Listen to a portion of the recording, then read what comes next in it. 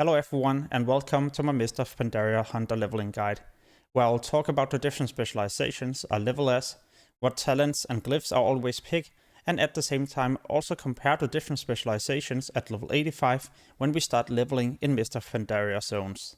When I reach level 10, I always choose to level as Beastmastery because you're doing an insane amount of damage without next to no gear, where marksman and survival are actually pretty gear dependent.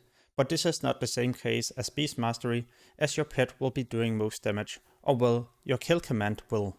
Like you can see in this case, my pet is taking care of everything. Sometimes I might have to do 1 or 2 auto shots, but I basically just have to focus on running to the next destination. So what specialization am I using for my pet? Mainly ferocity, as it's doing the best damage. But if I'm doing a very difficult quest, for example an elite that requires 2 or 3 people, then I swap to tenacity to make my pet a lot more tanky, and sometimes I will therefore also be able to solo these quests. The last specialization is not recommended, as this is mainly for PvP. For those specific reasons I'm mainly choosing ferocity, but also because we get an insane cooldown where we can instantly revive our pet with full health. In a moment I'll show my talent and glyph tree and also compare the different specializations at higher levels. But before I do this, the best way to level a hunter is going to be by questing. And whenever I'm questing, I'm always using a leveling guide. The one I'm using right here I will also leave in the description below this video, where you can use the redirect link to download and test it out for free, or get the full version that works all the way up to max level. Alright, so the moment you reach level 15, you can choose your very first talent. But what should you choose? This is my overall talent tree that I'm using when I'm leveling. At level 15, I always choose post haste. The main reason is because after using disengage, my movement speed is also increased by 60% for 8 seconds. This is so insane when you're just running around, kiting, or simply going from one creature to another. You send in your pet and then you start shooting at the next enemy. I don't like narrow escape, as you're not pulling many enemies at low level, so this is not beneficial. At the same time, this is mainly a PvP talent. I don't like the last option either, as you as of right now don't have the Terrans, and disengage, yeah, a lower cooldown can be nice, but you're not getting the huge movement speed increasement, which is insane when you don't have your mount. At level 30, you can unlock a 3-second stun, but it also has a 1-minute cooldown. It's definitely not bad, but it's not what I'm usually choosing. Revenge Sting is mainly for PvP, because you already have your traps, so you don't really need to CC a target for 30 seconds in the open world. What I prefer about Blinding Shot is that if you accidentally pull too many enemies, you can easily get away, but later on you will also start dealing with more enemies at the same time, and this is where rooting these in place becomes super handy so they don't reach you. You can also combine this together with your trap, so first you root them in place, and after this root they're now also being slowed.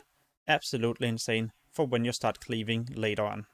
At level 45, this is definitely a decent choice, as you're instantly being healed for 30% and your pet 100.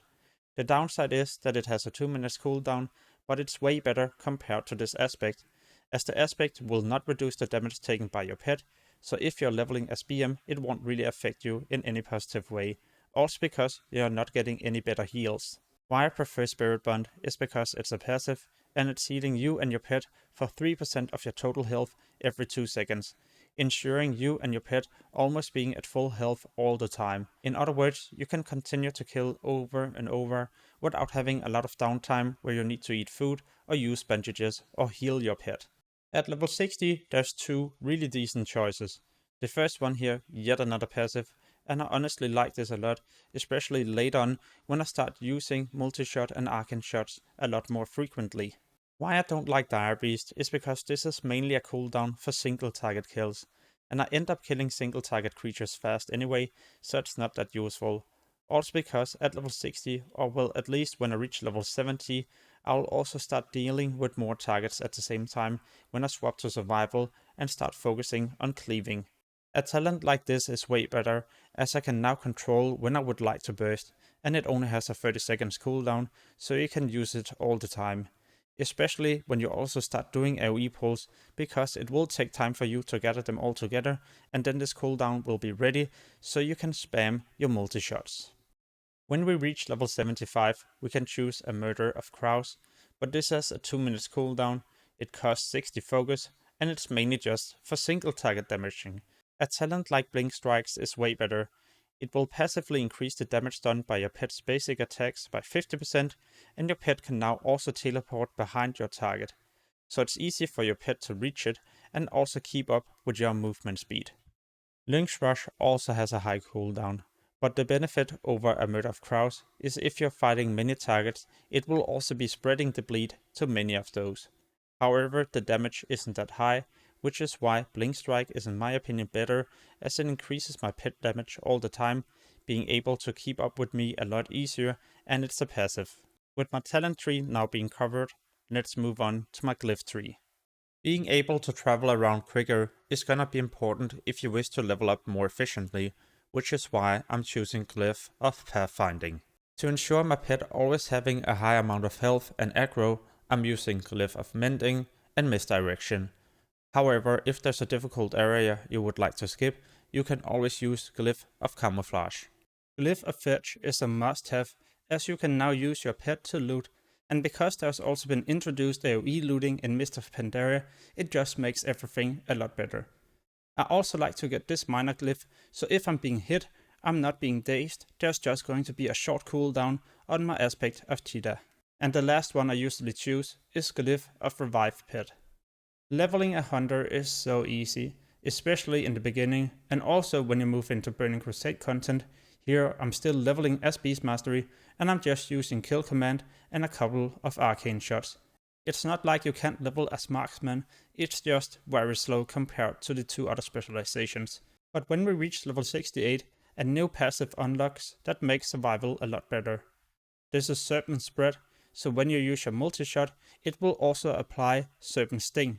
So what I tend to do is to respec into survival at level 68 just before I move into Wrath of the Lich King content. But don't worry, you could just stay BM as well, because they're still performing really great. Just like you could have leveled a survival from level 10, because survival are also doing good before you get this passive. What I also tend to do at level 68 is to swap my pet specialization into being more tanky now that I'm not playing BM.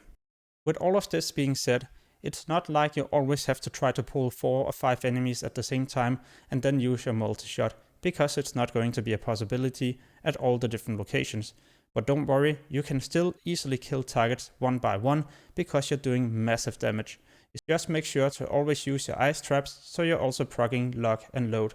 This will make you able to use your explosive shot 2 times in a row without triggering no cooldown or spending any focus. Lock and load is the reason why this specialization is also useful for leveling prior to reaching level 68, so it's not like you are forced to play as BM at low level. How about when we reach level 85 and move into Mists of Pandaria zones? Are this specialization still any good? As you can see here, 1 versus 1, I'm not doing bad, but it's not instant kills. However, survival is what you will mainly be using at max level, at least in phase 1 and 2, because it's doing the best DPS compared to BM and MM.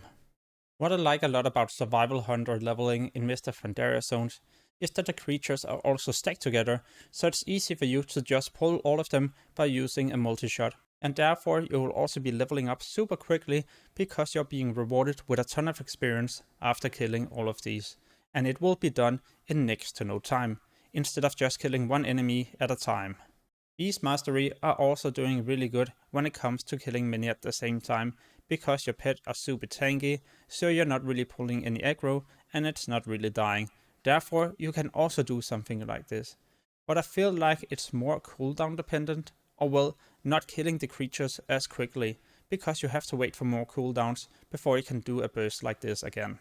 Another huge downside is that if you level like this all the way up to 90, so as the specialization, well then at max level you're not really doing any great DPS.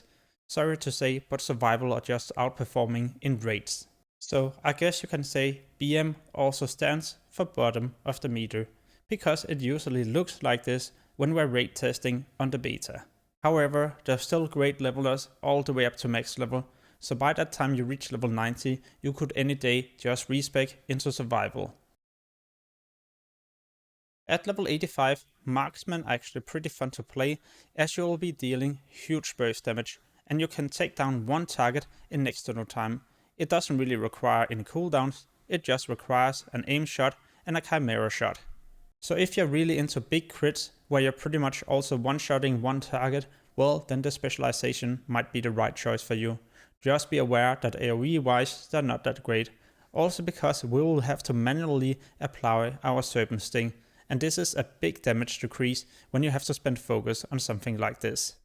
So I hope you enjoyed my Hunter leveling guide. If you would like to see more useful Mists of Pandaria videos, make sure to check out my channel or subscribe to get notified the next time I post a new video. As always, thank you so much for watching and have an amazing day. Peace.